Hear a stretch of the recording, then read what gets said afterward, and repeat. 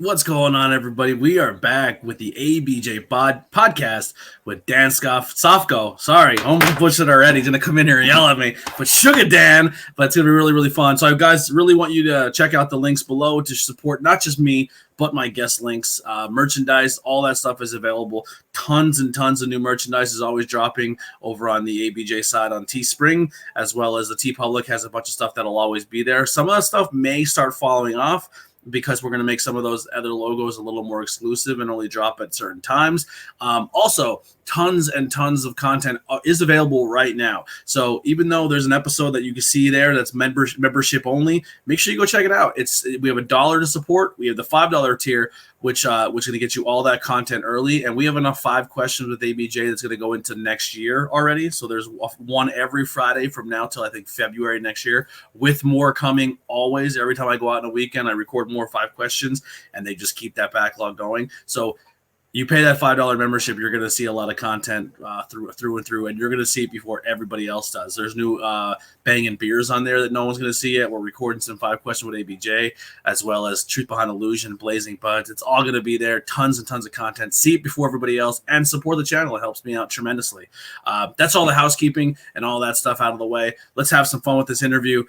Met this person at PPW. Very insanely talented. Got to see them work a couple times, and as they just keep every show I go to, I missed a couple months. I came back, seen them again, bulked up even more. I didn't even think it was possible. And boy, they are insanely impressive. I can't wait to hear their story. So without further ado, let's bring them in. Let's bring in Sugar. Every time I say that name, I think it System of a Down. Sugar. What's going on, man? Not much, man. Thanks for having me on. Thank you for doing this. Super exciting.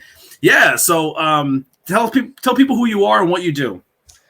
I am Sugar Dan Stofko. I am a professional wrestler on the East Coast. I'm located in PA, just outside of Reading, Pennsylvania, but I'm kind of training-wise, I'm out of Maryland, but I'm kind of all over the place right now on the East Coast, so just trying to make it.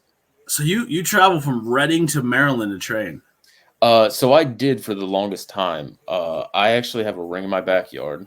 Wow. So side yard, not exact backyard. So I can pretty much train every single day out there. But for quite a bit, I used to do it every weekend. I would drive about 3 hours for training Saturdays and Sundays, help set up at shows and stuff. So yeah. How long have you been in the industry and working and training and performing? So actually in the industry, it's been just about about a year and a month. Yeah, so I got a ring, and it was delivered wintertime of 23. Or no, I'm sorry, 22, I think. And I got the ring up with my dad. We built that night 2 of WrestleMania last year. So when Cody lost to Roman, we got that built up. So I started bumping like I feel like every kid does, but I was just way older in the backyard, got a mattress, stuff like that. But ring-wise, I started then, kind of taught myself as much as I could. I'm very blessed as an athlete, so I was able to pick up on some stuff, studied my you-know-what off to try to figure some things out. Got a little bit decent on my own, and then I got an opportunity to train down at Riot City in Sykesville, Maryland, under Nick Sick and Taylor, and that happened I started, I think, September 1st of last year. Wow, that is unbelievable. So much to unpack there, and we will deep dive into that. Trust me. So when did you fall? I mean, obviously, this has to be probably a long time ago, but when did you fall in love with this industry? Man, so my first memories when I fell in love with it, and I actually did research in the past because I used to have a podcast with one of my best friends, and it was all about wrestling. And we talked about our first memories and how we fell in love. So I was like, I got to figure this out because in my mind it's Friday Night SmackDown, and turns out it's not right. It was Saturday night's main event. I'm a diehard Phillies fan. My dad is as well. My whole family is, and we're watching the Phillies. They go into rain delay. So my dad's flipping the channels and stuff. He comes across Saturday night's main event. He puts it on. And the first memory I have is DX versus Spirit Squad, with the one side of the steel cage, and I was hooked. I watched the rest of that night's episode. It ended with John Cena and Edge and Lita, and I think Ric Flair might have been in it. And I was just hooked. And then after that, it's every Friday night watching it. And I just knew back then that's what I wanted to do. And every kid they kind of go through their phases, right? Like something happens, you stop watching for a little bit, but I always came back to it. And yeah, that We have something in common. Both okay. of our memories are tag team matches with Shawn Michaels in it. So How my about first that? one is WrestleMania 3, and when the Rock. So my memory has always been it's the Rockers, and it was like it felt like they ran through the crowd. Mhm. And I remember them wrestling two huge guys, and they get their asses kicked. But the whole time I was like, I love these guys. They're really cool. They're like nobody else. They sold and they bumped so well. I didn't even know what any of that meant. I was so young, and dating myself. But here I found out it's WrestleMania 3, and they wrestled I think like Earthquake and Typhoon or something Mhm. like that, or Tugboat, or like, and they get killed. They get destroyed. Right. But it was like. And from that moment on, I was a Shawn guy, and I was hooked on wrestling. That's super Yeah. sick. Now, was your dad always into wrestling?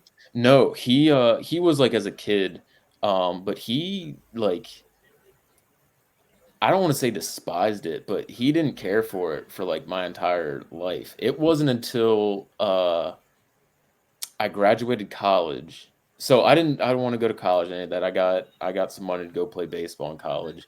And like my family told me, like, you get your degree, we're gonna help support you in wrestling. I'm like, all right. And then Deal. every year, every semester I try to, quit and they wouldn't let me. My coach wouldn't let me. I had my car packed up, he wouldn't let me. But once I graduated, like I told him, like, hey, I'm doing this. And it wasn't until funny enough, my first backyard match, he saw how much time I prepped for it. And because I took it serious even then, and he saw like there was some raw talent there. And Yeah.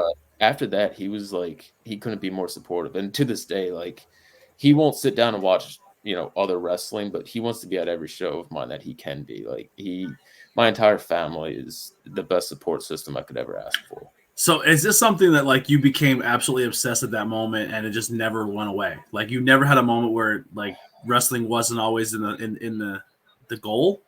Um, I think there was like different ways I wanted to get to it. Um, like in my mind, like I was training some martial arts for a while, and in my mind, I was like, I'll do the reverse Ronda Rousey, the reverse Brock Lesnar, because this was even like before Riddle did it, and I was Yeah. like, I'm just gonna go become like UFC champion, and then at that point, I'm just gonna go to Japan and wrestle in New Japan. Like it was always Okay. the end goal was to go wrestle somehow. It's like I'll Yeah. just go make like millions of dollars and then I'll go wrestle. But yeah, it was like it was always going to be wrestling somehow, some way. I didn't know how, but it was going to be. Now, when you talk about like wanting to quit and you're playing baseball and you're in college and stuff, what about being in college and going through that process that you just despise so much that you always wanted to like get out of there?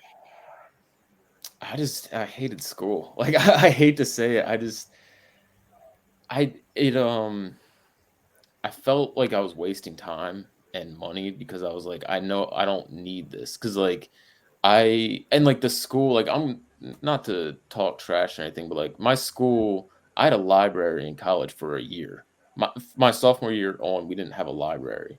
So I'm like, they're not taking it serious. And like they messed up my major situation and stuff. So my major, I'm in communications. I have a communications degree. Everything I've done and I have utilized it is self-taught for the most part. And it's just I don't think college is necessarily for everybody. I didn't love the person I had become for a while. Like I felt like I kind of lost myself. I loved baseball though, but like after my sophomore year, I was injury riddled, so it's like I couldn't even really do that. And when I wasn't healthy. I wasn't who I was. So it was just it was kind of a. Can I curse on this or no? Yeah, absolutely. Yeah. It was a mind fuck, to be completely honest with you. Yeah. Like, oh, I want to go be here, but I'm doing this and I'm at this level instead of that level. It was Yeah. just like a lot going on at once. But I had again, my family was amazing. My coaches were some of the best people you could ever ask for. My head coach, like I said, wouldn't let me leave. My car was packed. He would not let me leave. And I talked to him at the end of my junior year. He asked me what I want to do after college. I told him I'm going to go be a wrestler. And turns out he was a little bit of a fan. So he was so supportive of it as well. So very blessed. It is pretty wild when you come across someone who also is a pro wrestling fan, because it's still, even though like in the world of wrestling right now, wrestling is the coolest it's ever been. Like, it's so, in our brain, it's huge. Like, there's wrestling on every day, which is it's a very popular time to be a wrestling fan. But for how many people are fans, there's just as many people who absolutely think it's the biggest piece of shit joke industry of all time. And when you find that people who actually get it and understand it, you're like, oh, this is we're the same. Like, it's what's a weird with you. Yeah, like, you're weird too. Cool. Yeah. That's wild. So, what type of kid were you growing up? You obviously big baseball fan, into sports, played a lot of sports. I loved all, and I still do. Like, I'm a massive fan of sports in general. Baseball, football, basketball, hockey, mixed martial arts. Just, I mean, a nerd. Like one of those. I was in a weird situation where I'm an athlete, but I'm a nerd. But I'm a homebody. Like, I used to get into art. Like, I would get into screaming arguments with my mom, but it would be over not wanting to go out. Like, she would try to force me to go hang out with people. Like, no. Like, you are a fucking Von Erich. Look at you. Yeah, pretty much. Yeah. But we'll come back to that. Yeah, we will. Like, I make jokes to my youngest sister all the time. Like, I walk so you could run, because she's the same way as me. Like, she doesn't want to go out. And like, my friends are having parties, and it's like, I don't drink. I don't do any of that stuff. Like, I want to stay home and either watch SmackDown or watch Being the Elite or something along those lines. Like, I don't want to go out and socialize with people. And like, those were what our arguments were over. But no, like, I was an athlete, playing all kinds of different sports and watching all kinds of sports, watching wrestling, just, I mean, nerding out over Star Wars and Rocky and shit like that. But yeah. So Phillies just said you're wearing a Notre Dame t-shirt. Who are some of your teams? Who else do you support? I'm a Bills fan. Okay. That we both had some pretty big wins last night, so congratulations. Yes, I'm a Washington fan. I was watching the game last night. I was like, who is this team?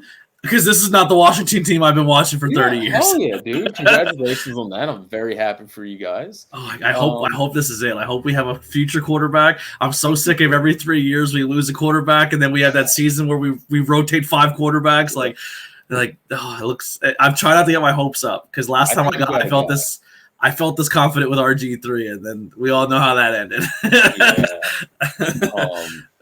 But no, I'm a Phillies fan. I'm like a Philly sports fan, but so my uncle coaches in the NFL. He's currently with the Dolphins, but so like growing up, I grew up when I was born into being a Panthers fan on my mom's side, and I was like so young that it was just like my grandma and mom were supporting him, so it's like, okay, yeah, I'm gonna be a Panthers fan. Did he play for the Panthers? I'm sorry. Was he player for the Panthers? Oh, he was coaching. Coaching, okay. Yeah, he was coaching, and then he went to the Lions, so it's like, oh, that sucks. I guess I'll go be a Lions fan. But it was like kind of one of those where it's like, you get out of a long relationship, and you're like with somebody, and you're like, this kind of sucks. And the Panthers have cool colors. They have a cool logo. The Panthers, like in '95, were the coolest shit ever. Like, I have signed balls, jerseys. Like, I want them to do good. You know what I mean? Yeah. Like, I have so much love for them and that stadium, like everything about them. Who doesn't love Steve Smith? Right. And like, I got to meet all those guys. So it's like, I was so connected with that team. Then he's with the Lions for a few years, and it was just like miserable. And then he lets us know he's done there. Like, okay, like, I don't think he was fired, but they both kind of came to terms. And he's like, we're in the works with something. I'll let you know when I can. I was like, all right. At that point, I was about to turn like 12. I was like, wherever he goes, this is going to be my team for the rest of my life. Like, I can't do this anymore. Yeah. And about a week later, he signs with the Buffalo Bills. Like, big time drought at that point. I was like, oh no. But can you go to a team I can cheer for? Right. But immediately, I was just enamored with everything about the fan base, the team, great uniforms, colors, and like, I love everything about the Buffalo Bills. Like, if you're a pro wrestling fan, their fan base is right up your alley. They put each other through tables. like that's the thing. Like, what more could I ask for? And like, truthfully, Philly and Buffalo fans are like very similar. They're neck and neck. You know what I mean? Yeah. Like best. They're a little more classier than Philly fans, even though I like me some Philly fans. Sure. As a heel in wrestling, it's always like I've learned to love Philly fans. I hated them growing up because I'm a Washington fan, so they've always been rivals. And because I'm a Washington fan, I never really followed any of their sport. I just gravitated to disliking Philly as a sports city in general. But as I grew up and started doing more wrestling shows and like growing up with Philly fans around me, I'm like, they're not that bad. They're just they're extreme. Like I love their passion. I love the fact that win, lose, or draw, they support their team. They can tell you everything about their team. Like Giant fans, no disrespect, but all the disrespect in the world. You only hear Giants fans when they're good. When the Giants suck, no one's Giants fans. Like Phillies, when they're terrible, you know they're Philly fans because they're still going to tell you how terrible their team is and everything they can do right, and still tell you everyone on the practice squad, tell you you know what I mean.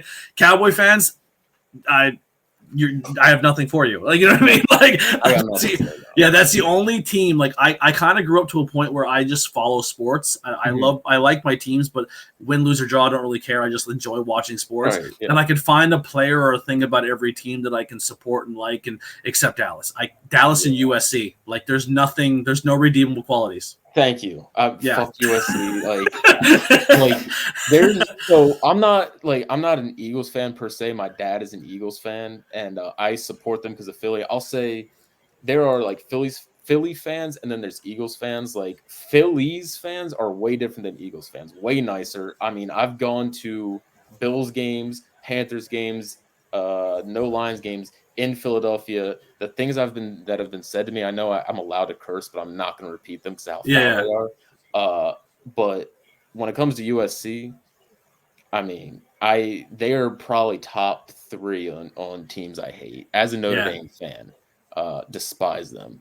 At everything. Well, let's just do this real quick. You're all about lists and hating things. Let's do a top 5 sports teams that you hate. Oh man! All right, I'm putting you on the spot here. All right, are we going like one being the worst, or can it be order? Okay. So I'm gonna go with just put my 5 out there right now. We'll go USC, the Mets, the Patriots,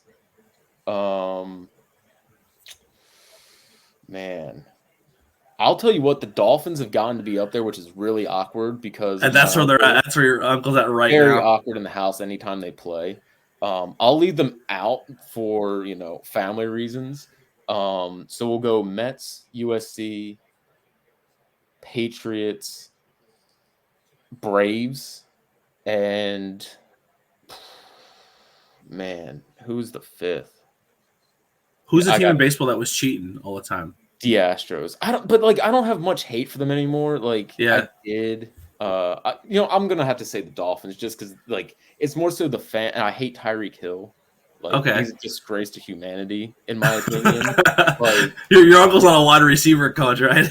No, he's not. But he's a special teams coach, so that doesn't make it much better. But I hated Tyreek before the Dolphins, and I will continue to do so. Yeah, you go to be the team, and you're like, "Here's everyone." You're like, "Get away from me." I have not gotten to do that. Only time I got to meet the team was, I think it was 2009. I got to go to training camp for the Panthers, and I got to meet all the guys, and it was the coolest thing ever. That's why it's so tough still. I pull for the Panthers, I still wear some of their stuff, but I'm all Bills.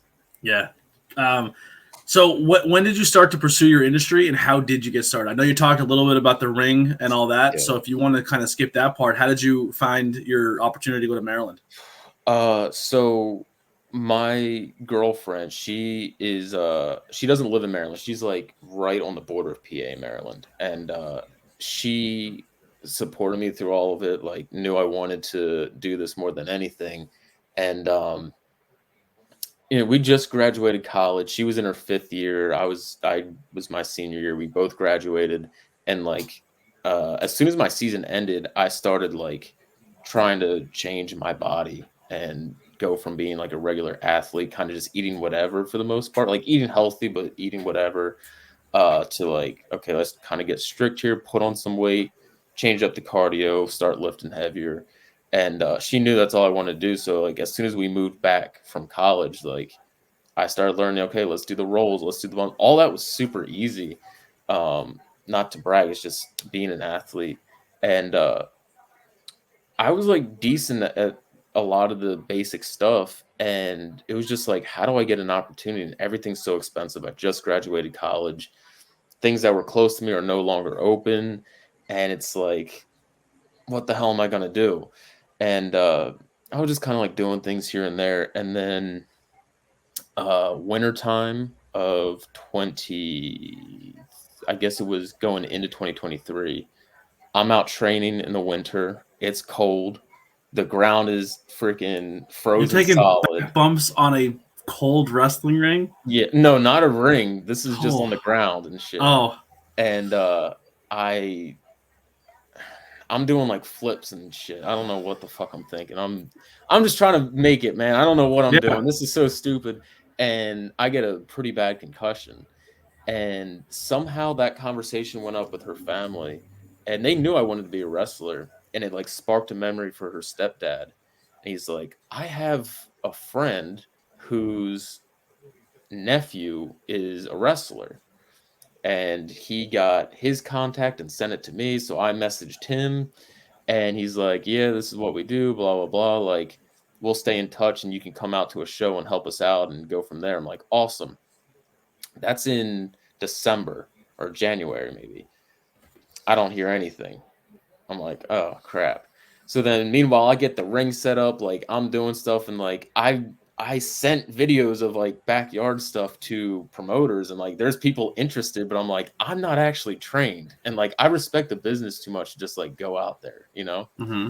And I like no lie, like I used to just pray to get an opportunity to train somewhere. And Now, I you, was you so you never found or learned about the dungeon because you're from Reading. Like Mess's dungeon is not too far from you. so, and it's so crazy because I used to message or Google everything like things close by, and anytime I would see the dungeon a few times, and it would always say closed, and like at all hours of the day. So I just figured, well, that thing's closed now because it would say the same Interesting. thing. It would say the same thing for like other schools. I'm not going to name any names that Yeah. like used to be around, and then with the speaking out movement, they got shut down. Oh, in Philly. Yeah. Yes, so it used to say the same thing. So I was like, oh, that sucks. I Well, used to that's just good information to know because people will obviously listen to this podcast who are in the right. business, and it's just like, well, how did like if I'm the dungeon right now, and if I'm anyone who's a part of the dungeon or I'm like a talent there, I'm like, how do we miss this guy? He lives right by us, and he's Yeah, traveling to Maryland. That's good for them to know. Like, yeah, change your business hours on Google. right, yeah. Hopefully it's fixed by now. But I used to, like I'm not even gonna lie, like I used to cry myself to sleep sometimes. Just like I knew uh that I was meant to be in it in this business. I knew I was meant to like find a way. It was just like, how am I gonna find this way? Uh and it was in like July, and I'm just like sitting there watching the Phillies, and I was like, I'm gonna text him again and like, hey, what's up? And ask him about some shows. Next week they had a show, so I packed up my car and I drove down to Maryland and to Glen Burnie, and it's for ACW, which is ran by James Ellsworth. And I helped set up, I helped tear down at every ACW show, and most shows like people could get in the ring and train, and nobody knew who I was. Again, quiet person, so it was terrifying to drive down there and not know anybody. And I got in the ring and like I impressed some people, and people were like, "Oh, where do you train?" I'm like, "My backyard." And they're like, "Oh, you should come train with us." I'm like, "Where you guys train?" Sykesville. I look it up. It's 3 hours away. I'm like, "Ah, I can't do that." Kept on going to shows and helping out, and then I like it. Just I reached my breaking point. I'm like, I need to. I think this is where I need to train. Like, I I like the people there. They like me. Ellsworth was good to me. And originally, he was actually going to send me to Three Legacies in Lancaster. But he's like, add me on Facebook and message me, and we'll be in touch. So I did. He never got back to me. I waited a week, and I said, all right, I'm going to Sykesville then. And so I hit up the trainer and all that, sickened, and I started the next week. And yeah, it's it's pretty crazy thinking back about it.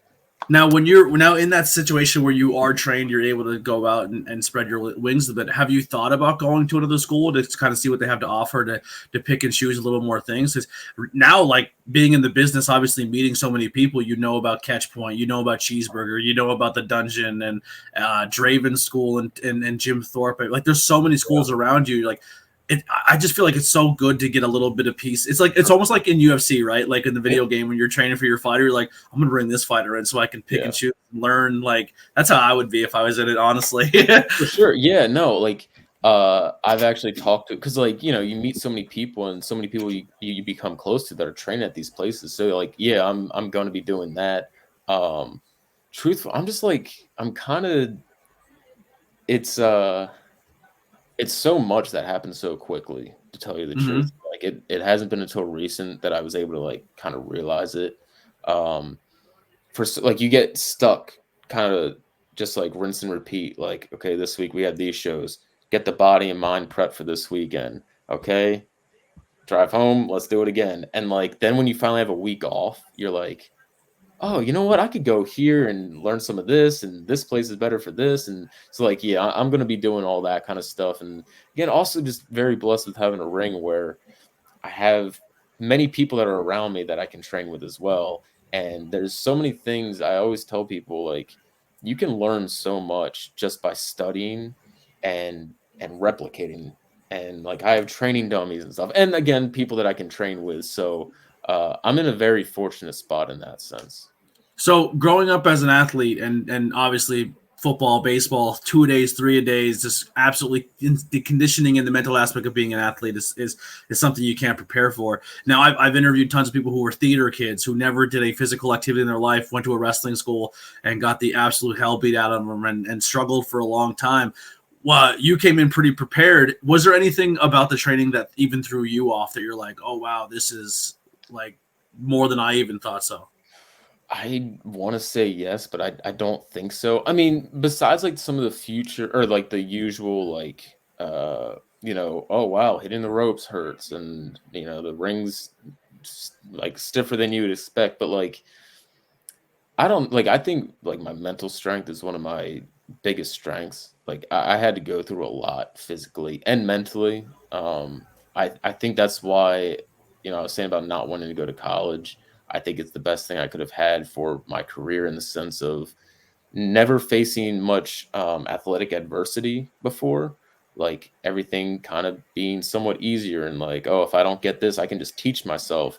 So like it helped with being able to teach myself how to do some things early on, but then also like my senior year, I was so washed at that point from injuries that I had to deal with failure for the first time, like true failure, and be able to like wake up every day and like still push through. Cause it's so easy when you fail to just kind of give up. Like it like you want to, and I think maybe if I didn't go through that, maybe I would have, given up on myself early and been like, oh, well, it doesn't look like it's meant to be. Let's go get a normal job. And,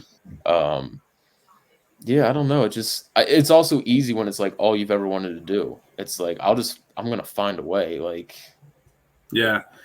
So when I first met you at PPW, you go out into your match. I'm like, man, this kid's got a good look. He, like everything about this, like he looks like you have that like that typical, but like the athletic guy look right now. Like you have a mix between that like stand-up comic who's like with that wears the cowboy boots and does a crazy voice. You know what I'm talking about? Like yeah. You look like him and Bryce Harper in the wrestling ring, but like you know what I mean? Like and I'm like, all right, he has a cool look. It's replicating old school 80s wrestling, 70s wrestling, but today's times. And I was like, all right, I'm gonna do 5 questions with you. So I bring you in, and you're very like to yourself, reserved, quiet, humble. And I was like, oh, all right. So it's going to be one of those situations where it's a really, really good body, really good athletic, but maybe the character's not there yet. Like the confidence isn't there for the character. And we did the 5 questions and we didn't really talk. Like, I didn't really, because I didn't really see your character during that match because you were kind of just thrown in there. You didn't really flourish as the character yet. Yeah.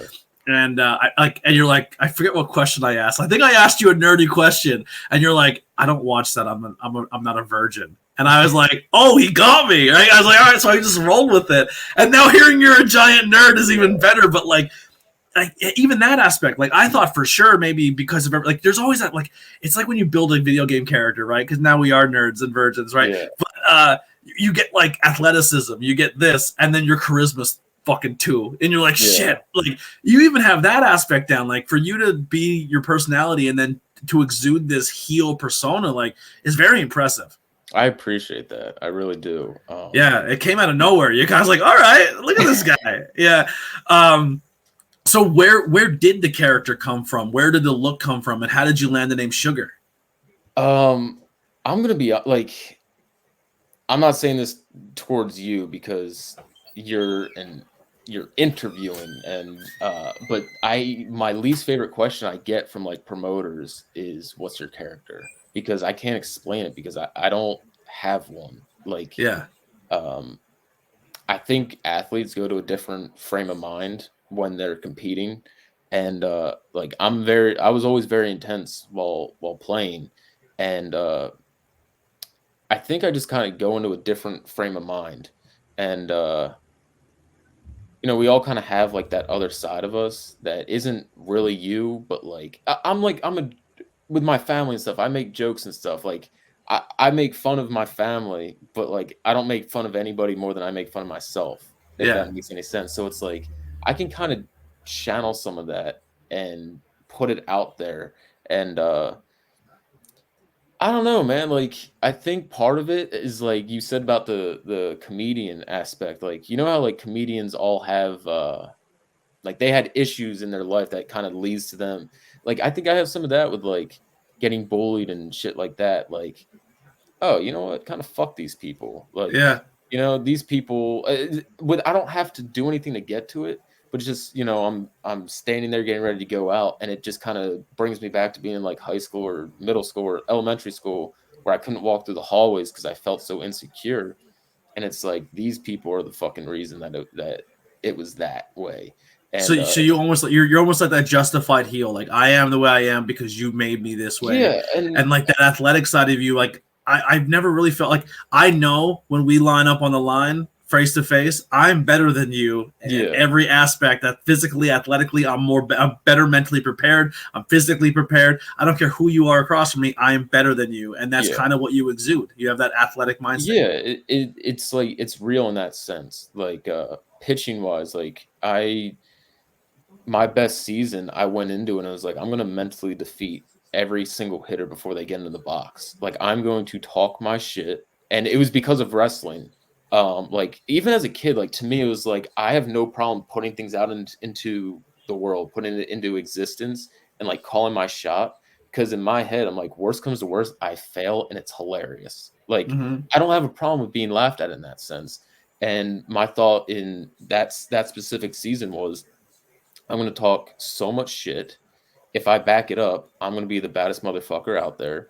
And if I don't, they're going to laugh at me, but I'm going to get them back the next time. And it was my best season. I only complete games. I didn't lose a single game.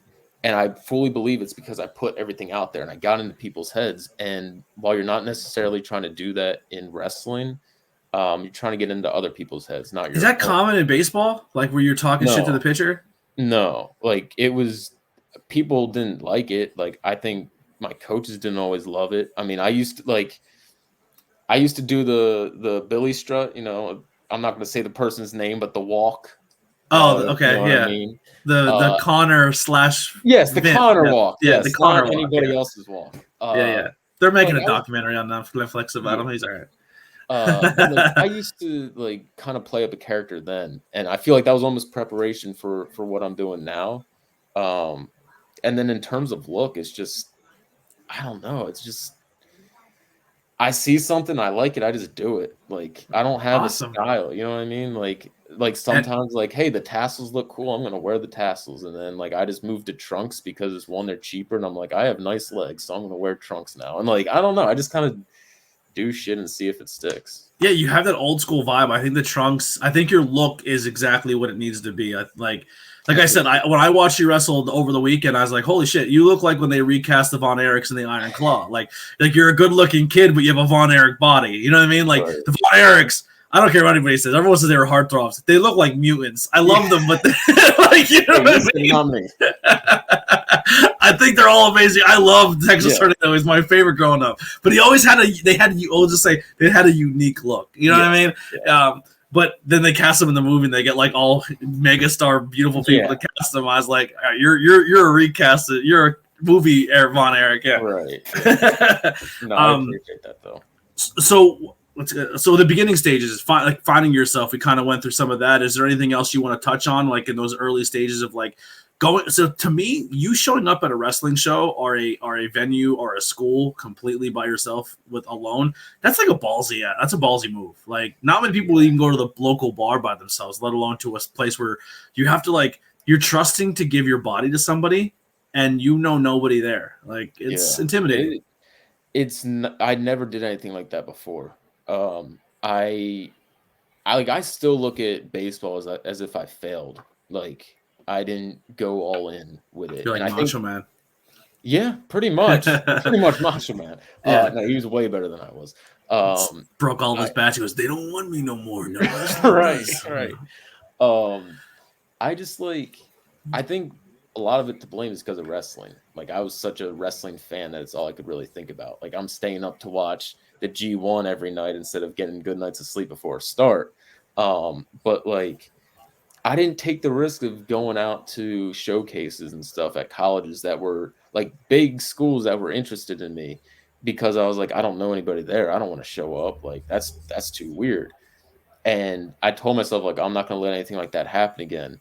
And that's kind of why I sent that text because maybe that's what it was. I'm watching baseball. Like I have no idea. There was some higher power that was telling me like, you got to do this. Like you told yourself, you made a promise. You're not going to give up. You're not going to take it in your own hands. You can't wait for it to come to you.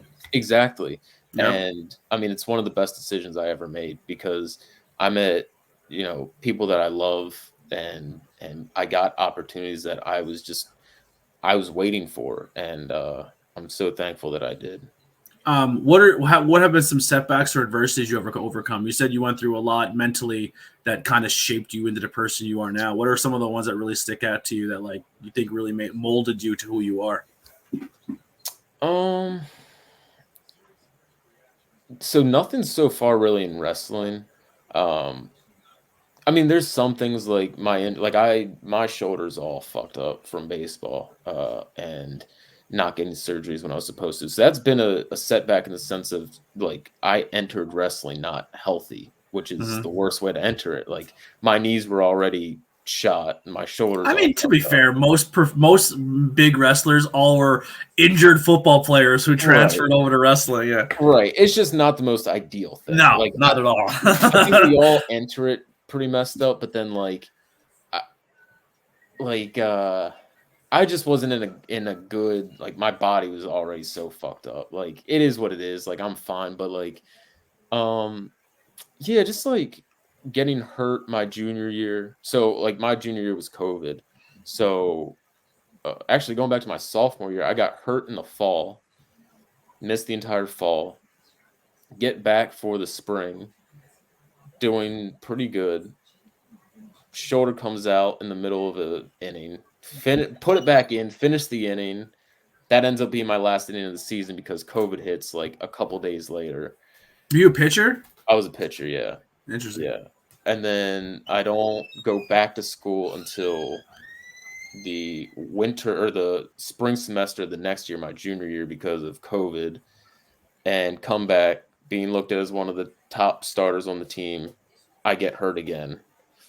Miss the entire season. I end up not getting surgery and just trying to rehab, and that fucks up my entire senior year where I'm just.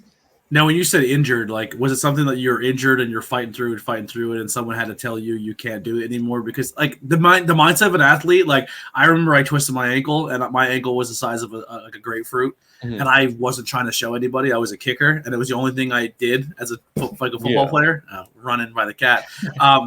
And it took someone being like, why are you limping, or why are you like babying it? I like, they made me take my shoe off, and they're like, yeah, you're not playing. I was like, like most athletes are not like, I'm not playing today because I'm injured. Like, no, someone has to drag you off the field or whatever it may be. Yeah, no, mine. So my shoulder, it still does. It actually happened this weekend. It'll just like pop in and out of its socket, and Same. My left shoulder yeah, does it. I got sick of going to the hospital. I learned how to put it in myself. yep, yeah. When So yours pops out, basically, does it go out the back, out the front, or down? either or, it'll. It's at the point where it's like it'll happen in my sleep. Like I'll wake up and I'm in so Yikes. much pain. I'm like, oh shit, my shoulder probably popped out last night. But it's like because of how fucked up it is, it'll just go right back in. So it's Yeah. like before I used to have, you're holding your wrist, all that Hold shit. your I wrist, can bring just it I up, can grab just your do a little elbow, one of these. pop it. Yeah. Yeah. I could just do one of these and we're good to go. So um but it kept on happening. And then I ended up tearing my labrum, and I had some nerve damage. So I just threw a pitch in practice, and ball went like 20 feet away from where I was supposed to, and I dropped down in pain, which like it just happened, and I'm screaming, and it popped out, tore it, all that kind of shit. And they like everybody's telling me just get the surgery. My own family's telling me to get the surgery, but the doctor told me like, oh yeah, maybe if you rehab it good, all this, you could come back without the surgery and it'll heal on its own. And of course, I rushed it and I fucked up because it did not get better. But Yeah. you learn things now, and I wouldn't do it again. So if I get back into that situation, I know what I will do. Yeah. So this question is going to be, I feel like I already know the answer to this one, but do you feel like you hit your peak, or do you feel like you're getting close to a point where you feel like you hit that aha moment in wrestling? Not even close. Yeah, not even close. I do feel like I'm starting to figure some things out.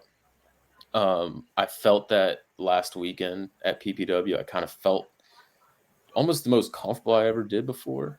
I thought you were bumping like a TV like I appreciate that. I like I said, take I a watch lot a of lot. pride I in watch a that. lot of people, and you're like obviously it wasn't your night. You didn't win that match, but I like, did. I oh, won. you did. It's right. You did win. It's right. You did Yeah, win. Yeah, yeah. yeah. I won that one. But you Yeah. you were down a lot of it. Like you were the one taking a lot of the heat, and like you look like a TV ready person. Like I'm just being honest. Like your bumps, your cells, everything was clean. Like it looked really good. Thank you.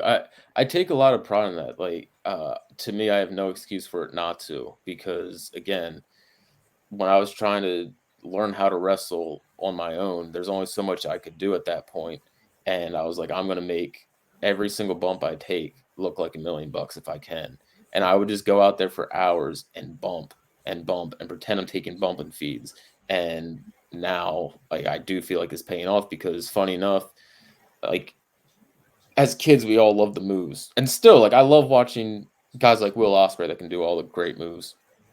But the people that have been somewhere, they see all that kind of stuff all the time, and like they're impressed by it. But like the compliments I get a lot of the times from those people are the bump and feeds, the comebacks, like how sharp those things look. So I think stuff like that is important. And That's what made me a Sean fan. He would yeah, get his ass kicked most of his career because he yeah, wasn't a big guy. And he would bump, and his facial expressions, and he would hit the turnbuckle and fly up over, and like Ric Flair, great bumper. Like yeah, you were like, yo, he's gonna finally lose. He's getting his ass kicked. He's selling the loss, and you wanted him to lose because he was cocky. yeah, And then Sean, like Sean, the kip up, the flying forearm, the yeah, fight back, the 2 or 3, his bumping sold him to be that underdog yeah, hero when he finally would win, and it was and I see a lot of that in you. Just keep it simple, yeah. sell to your opponent, facial expressions, it's all there. I appreciate that. Thank Yeah. you. What are some key moments so far you've accomplished at this point? I think probably the highlight is getting to share the ring with Enzo Amore. I felt like it was a big moment because that happened in June. So I was March, April, May. I was less than 4 months in the ring at that point when I got to be in there. And You're probably just as good as him at that point. I'm not going to say anything. I love you, Enzo, but your mouth is better than your in ring. Yeah, I got banged up pretty good in that match. But I just remember telling my family and my girlfriend and some friends, like, I'm going to learn a lot about myself in this match, because I felt, to tell you the truth, and you could ask friends of mine, like I felt nothing when that match got announced. And I was like, that sucks because young me would be going crazy. Like I have an Enzo shirt, like I cut it up I and was a huge Enzo yeah. mark. Yeah. And I felt nothing. So I'm like, this is good and it sucks. Like it's good because I know I'm locked in, like I know I belong in there. It sucks because it's like, oh, I want to be able to enjoy that. And I told everybody, like, I'm gonna either sink or swim here, like I'm gonna be in that ring and he's doing his whole soft thing, and I'm either gonna, be perfectly fine, or I'm gonna be like, oh shit, that's Enzo Amore. And I mean, he did the soft thing on me using my nickname and all that shit. And I felt perfectly fine. And I felt at that point, like, yeah, I do belong. Like, I can do this. Getting into PPW is a big thing. I got there very quickly, and a lot of it because of Travis. People see like Travis and I at PPW and other places, and they think that might be a joke, but like we're legitimately close like that. And he's gotten me into he got me into 5-star in Williamsport, Pennsylvania, where I wrestled Enzo, and that helped get me to PPW. So just stuff like that, getting to share a card with guys like Matt Riddle, who, he's still one of the best wrestlers in the world. He just is. I'm not talking anything personal. I don't know enough to make judgments or anything. All I know He's is going through it, we'll say. yeah. And you know what? That I hope things go very well for him. All I can say is when he's been in the locker room with us, he's been nothing but a great guy. Unfortunately, I never had an opportunity. I never worked with him in the locker room. No, he's been nothing but great. But getting to share locker rooms with legends and current guys that are at the top of the game. So I've been very lucky in that sense. I mean, even the PPW locker room, I'm not sure how long you've been there, but like Brian Johnson is a wealth of knowledge to pick. VSK is so criminally underrated. Facade is someone you could pick the brain of.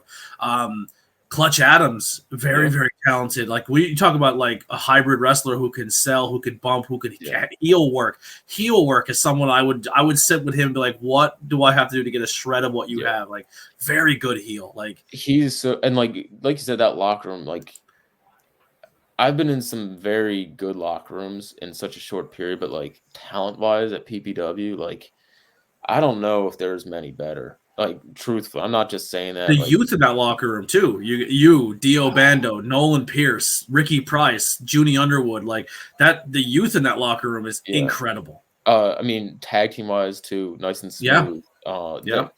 There's so much talent. Like guys that are, I don't want to say the Brothers Gray, Big Brothers Gray, yeah, and like a guy like Sam Adams, who veteran done some shit, Like I told Sam too. I said, you're that person now. If I was booking, if I needed someone to hit that extra gear to like put them to that next spot, you put them against you, and they're gonna make or break. Like you're gonna put them through their paces. I was supposed to wrestle him in a singles back at in Williamsport for 5-star a month before they shut down.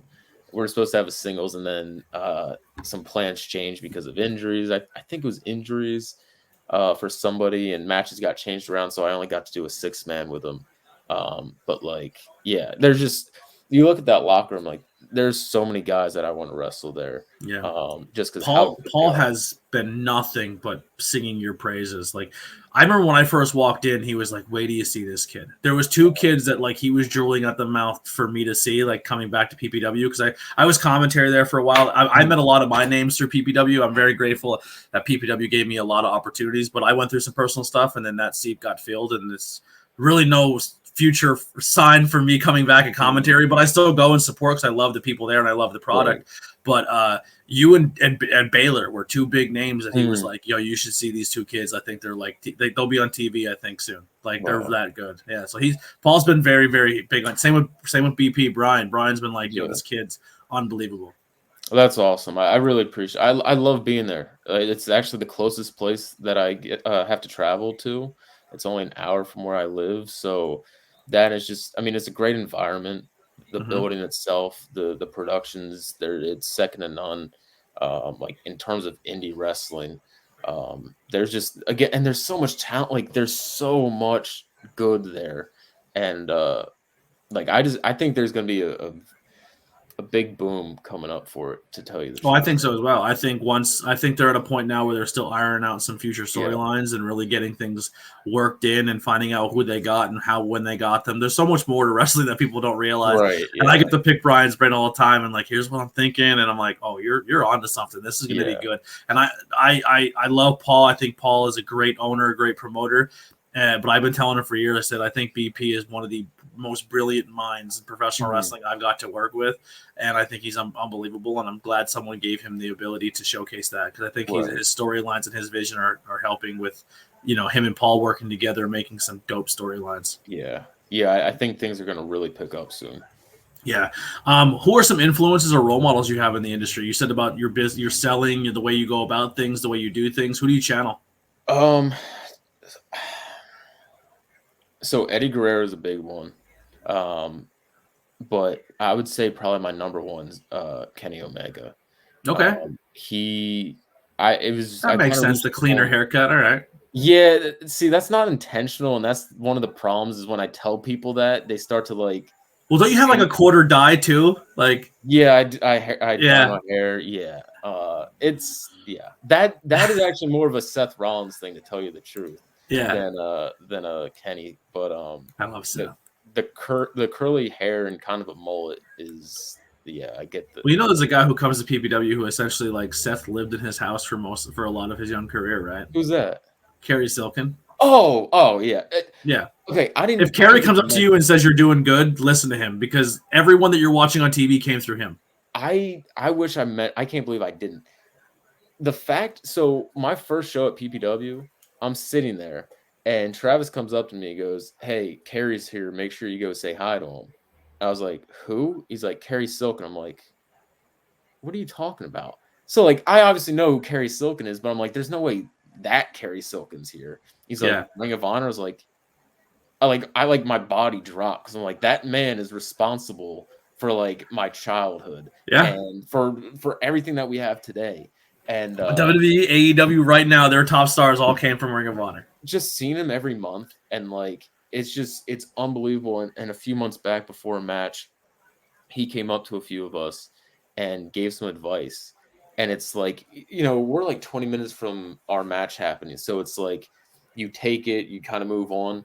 It was like that night I'm laying in bed trying to fall asleep and I can't, and I'm like, dude, Kerry Silkin just gave you advice. Like, can you fucking believe that? Like, it's unbelievable. Like, it's unbelievable. But when I was going through my divorce and I was going through my sad point, and I was at a show in Hamburg, the very last show at the Hamburg Fieldhouse, and I was like trying to enjoy it, because like it's the last time someone's ever going to do commentary in that building. It's historic. It's like old, like every legend has wrestled in that building. Right.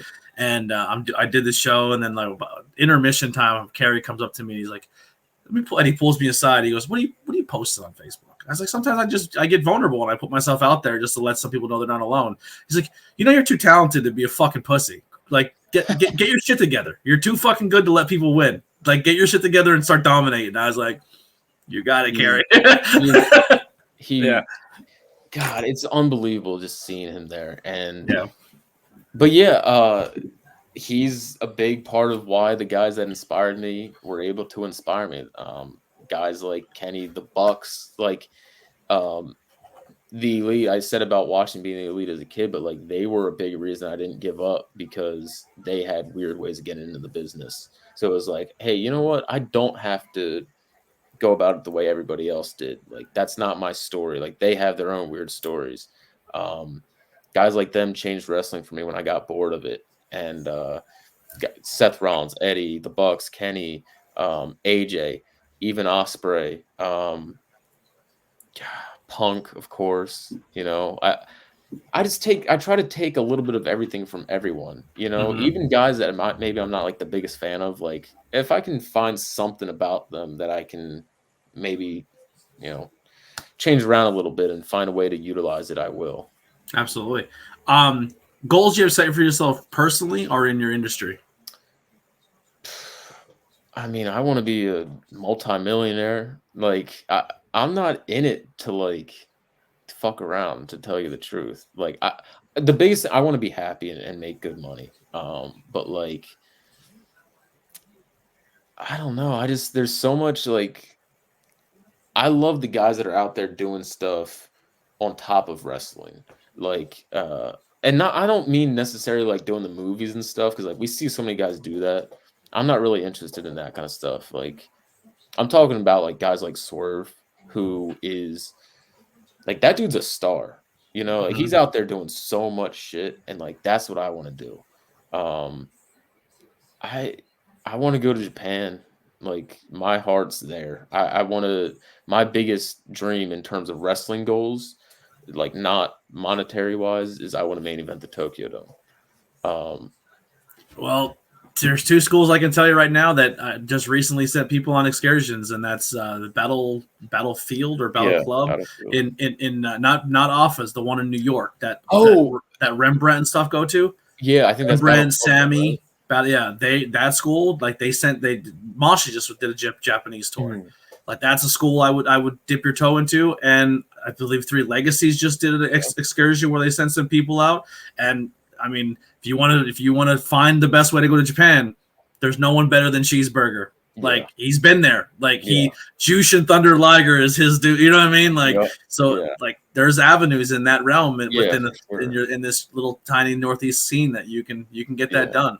it's pretty crazy. It's inspiring too to be around people that have done it and share locker rooms with people and stuff like that. I mean, Brothers Gray are going to Japan coming up. Yeah. And Yep. so it's like I was saying to somebody the other week, I think it was last week, like knowing that I got to work them one time, and And like they're knowing I got super early too. There's yeah no reason why you can't. Like they're not as far. They're about the same time as you, if maybe a little more. And they're yeah going to date Australia and Japan. So right. it's only what you limit yourself to. Exactly. Like I think it's important to have like your goals. Like I know some people that are like I want to go to WWE and that's it, and it's like more power to you. I've never really thought about something like that, to tell you the truth, just because it's not really the thing that I'm enamored with. Honestly, like I love the sport aspect of pro wrestling. I think that's why I fell in love with strong style. But like I think it's one of those where again I'll find a way. Like I'm not going to give up. I will find a way one way or I another. believe you'll get it done. I have Um, all the faith in the I world in you. appreciate that. Yeah. So outside of wrestling, what are some hobbies or interests you have?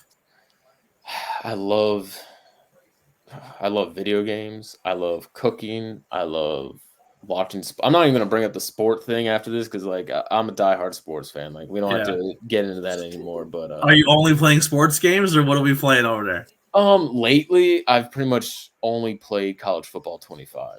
I'm working on making a 1-star school a 5-star school. Oh Currently. yeah, of Yeah. course, for sure. Go Temple. Yeah, yeah, that's gonna be a tough one, but Yeah. yeah, a lot of sports games, pretty much like sports, and then I love going back and playing old Star Wars games from like my childhood. I'm a massive Star Wars nerd. It's almost unhealthy. I think I could tell you more about like lore and history of Star Wars than I could like the actual world, and I'm not You necessarily know proud more of about it. Star Wars politics than real politics. Oh, 100%. 100%. I can't tell you shit about it. I'll tell you what I think something funny that somebody said. I love the memes. But when people ask me about like legit politics, I'm like, hey, I can talk to you about Palpatine. Like, I Yeah. don't know. I don't know anything else though. Who's your? All right, another Stofko top five Star Wars characters All right. that you like that you don't. We're gonna make you positive for this list. Okay. I'm gonna go Darth Maul. So actually, no, he's not number one. Anakin Skywalker's number one. Okay. I mean, the greatest, like to me, like the greatest story. I feel like this list is gonna be very heel heavy. Probably. Oh, okay, I'm gonna go Anakin 1, and that's counting Vader. You know. Yeah. I'm going Palpatine 2, and I think Palpatine / Sidious is the greatest villain in cinema because there is nothing good about that person. Like he is just evil. I'm reading these books. You're gonna get me on a tangent. As a kid, this dude is causing car crashes and walking away just like laughing and shit. Like he's a horrible person. So Anakin, Palpatine. I'm gonna go Mando. Mando's up there. Maul. I'm trying to see like out of some figures that I got. Mando, Maul, and then I'll throw in Luke. Okay, we'll get 5. you missed the best possible Sith Lord of all time, Jar Jar Binks. You know, I'm a are big you in the Jar Jar camp that Jar Jar's a Sith? No. You ever see that But I love theory? the theory. Oh my god, Yeah, of course. where he's I whispering. love. What'd you say?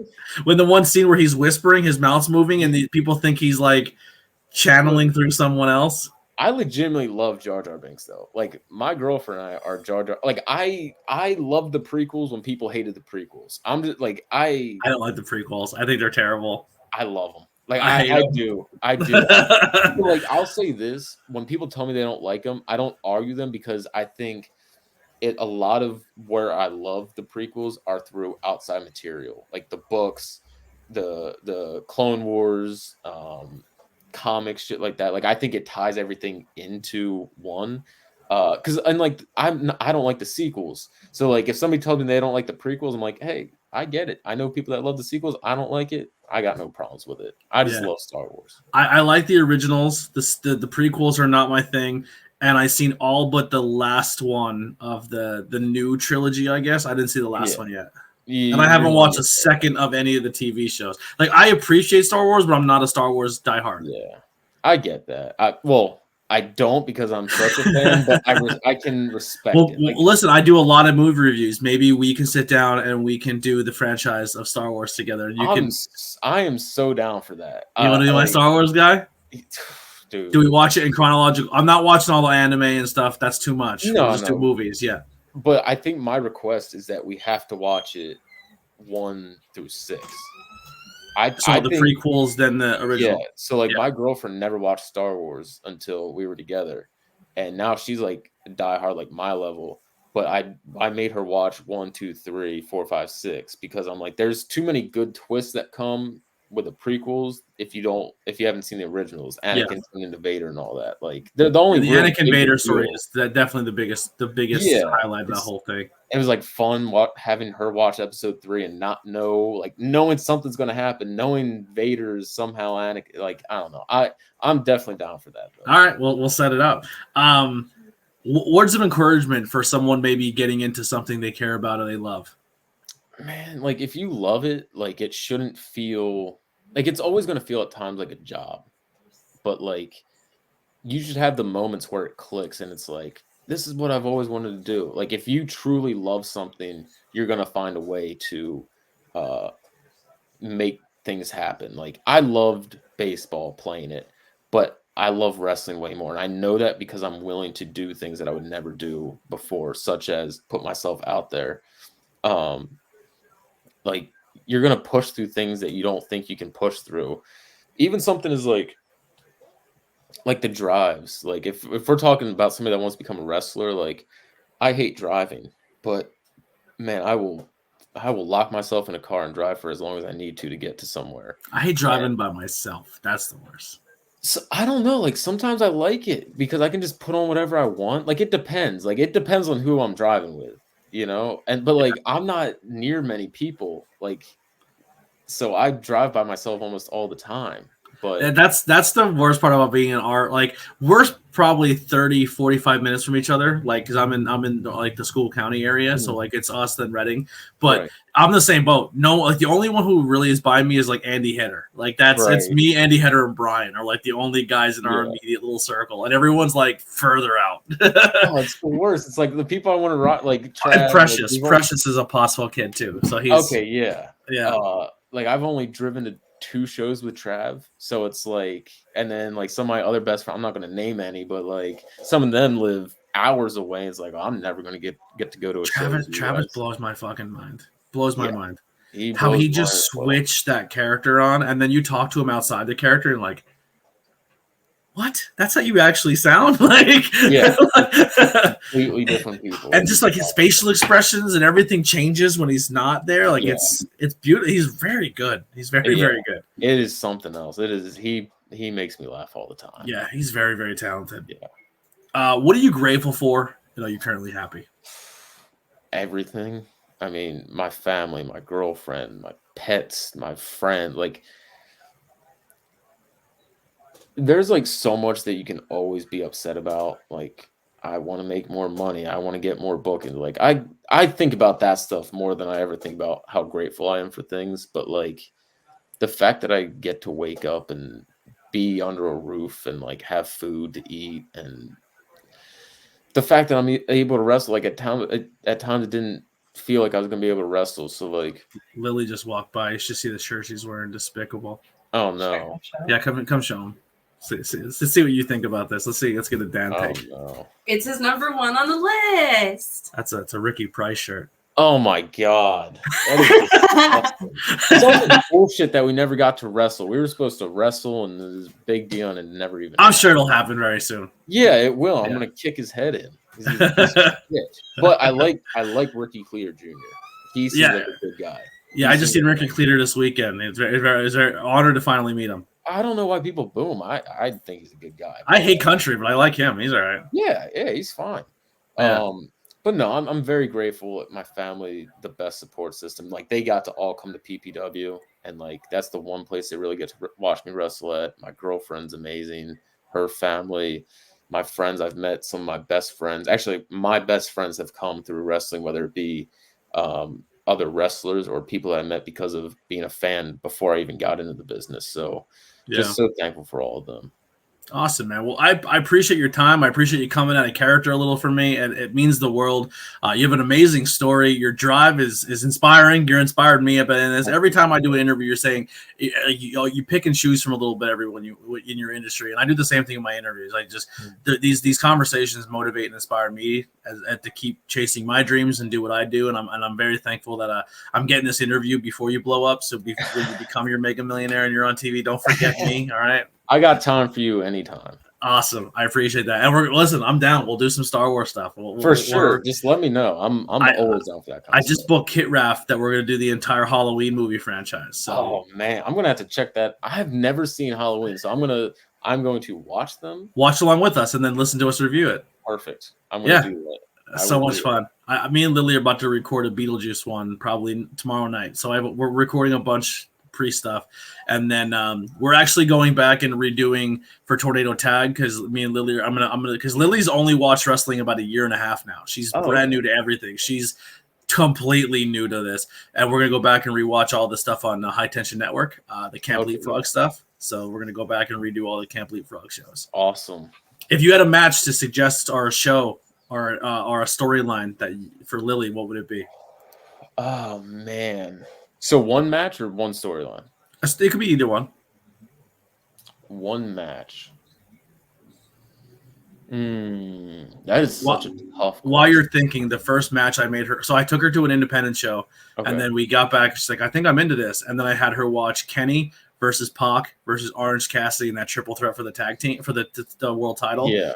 And I was like, it's going to be really telling to find out who her favorite wrestler is, because it's easy to become a Pac and a Kenny fan. And I was like, but if you fall in love with Orange Cassidy, then you're into the character aspect, and I could mold you. And she fell in love with Orange Cassidy. She's cosplay as him 4 times. She met him. I've seen her, yeah. Yeah, she's met him like 2 or 3 times now. So awesome. Yeah, she that's her favorite. All right, so I don't know if she's seen it, but I'm going to give the one that I accidentally showed my girlfriend for her first match. And it's Kenny versus Okada at Wrestle Kingdom 11. Okay, Kenny Okada. It's my favorite match of all time. I don't know, naming those 4 matches is like picking your favorite kid to me. Yeah. Like, those changed my life. But I feel like that match, that and then Jericho the next year at Wrestle Kingdom, like changed the landscape of wrestling as a whole. But I feel like Kenny Okada, like people knew New Japan, but like that kind of changed the wrestling world. Awesome. So I'll go with that. Awesome. Love it. Thank you so much for your time. Anytime, man, this platform's open. If you ever see a topic on or something you want to come talk about on Tornado Tag, like you said, you're a fellow podcaster. You're more than welcome to come and join us, movie reviews. My platform's open to you, so just hit me up. I will absolutely do that. Take it easy. Well, that'll do it for 5 questions with ABJ Podcast. Thank you guys so much for tuning in. Make sure you check out the links below for myself and my guest. We'll put your social medias down there. If you have your online merch pages, definitely go and support that. Show him love. Come see him at local shows. He'll be at PPW on October 12th, I believe. Yeah, I think I'm booked the same day as PPW, so I might not be able to make that one. But October 12th, PPW, they do a great job, and just follow PPW on all social media and follow him so you can go see him at all the shows. Here's some music by the Converse Kid. We'll see you next time. We're out of here.